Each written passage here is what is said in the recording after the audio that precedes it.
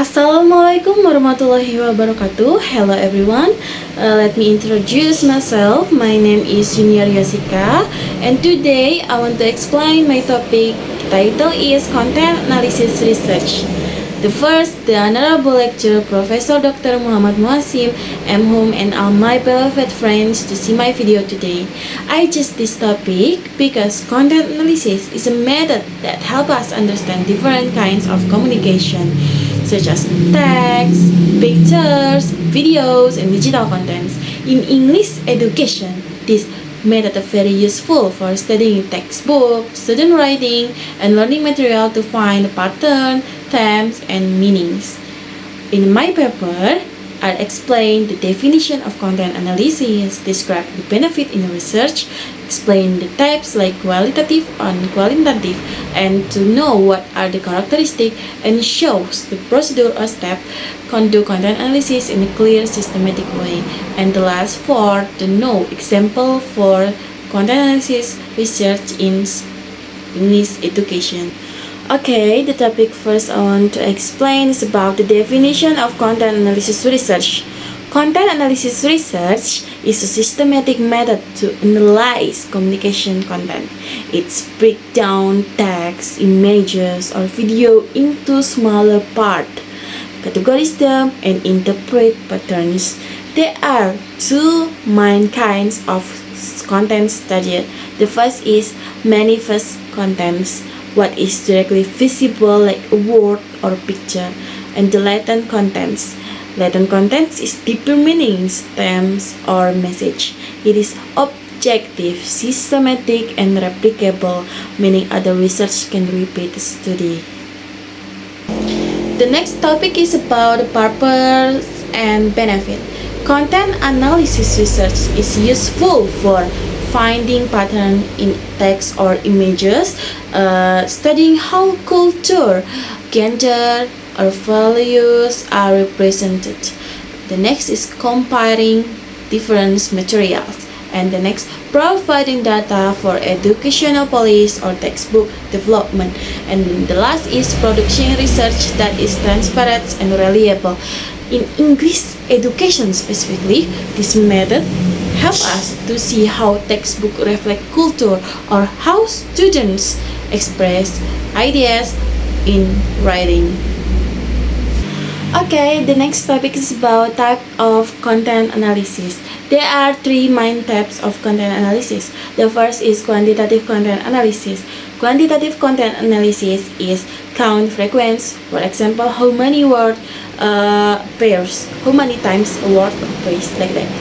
But the strength of quantitative content analysis is clear number and generalizable, and the weakness of quantitative content analysis might miss deeper meaning. The next is about the qualitative content analysis. Qualitative content analysis focus on the meanings, themes, and interpretation. There are three approaches in qualitative content analysis. The first is conventional. Conventional codes come from the data, and the next directed. Directed codes comes from the theory, and the next is summative. Summative counting, then interpreting. The strength of qualitative content analysis is deep insight, and the weakness of qualitative content analysis harder to generalize. When qualitative content analysis harder to generalize. The next is mixed method content analysis. Mixed method content analysis combine counting and interpretation, give a stronger result but need more careful analysis. That's the type of content analysis. Let's continue. The topic is about the characteristic of content analysis. Content analysis has several key characteristics. The first is systematic. It means follow clear number, clear rules, and clear step. The next is objective. It means minimize researcher's bias.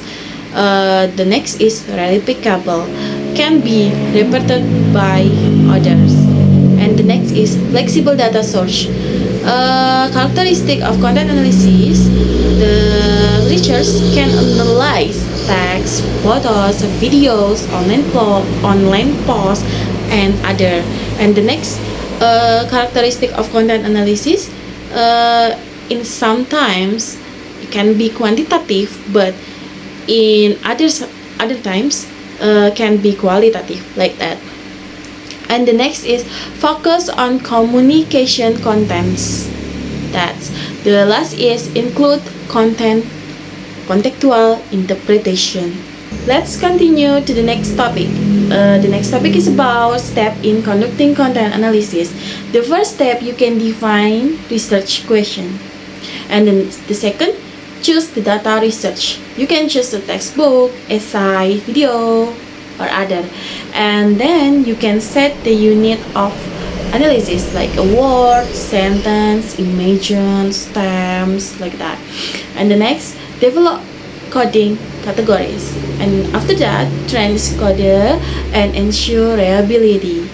Then code the data. And the next, analyze and interpret the results. And the next, draw conclusion and explain the implication.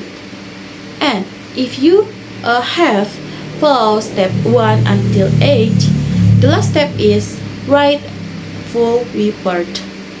So it means you write the full report from the step 1 until step 8. You can write the full report. Okay, here we go. The last topic is about the example in English education. For we can take analyzing textbook English grade XE. For example, the data 3 different textbook. The unit of analysis like each picture or text. The categories can be local culture, can be national culture, foreign culture, or even no culture, like that. The result is local culture might appear very little. The last is implication. The textbook should include more Indonesian local culture, maybe, like that. That's example in English education. We have the data, unit of analysis, categories, result, and implication of English textbook. Okay, that's all about my explanation, and give me time to give a conclusion to my paper today. Content analysis research is a strong and systematic method to study communication. It helps researchers understand pattern and meanings in text or images. In English education, it gives valuable insight about language, culture, and teaching materials with a clear coding, careful sampling, and reliable procedure. Content analysis research can give useful research for teacher, school, and curriculum developer. Okay, thank you for listening. I hope this presentation was clear and useful. The last essay. Wassalamualaikum warahmatullahi wabarakatuh.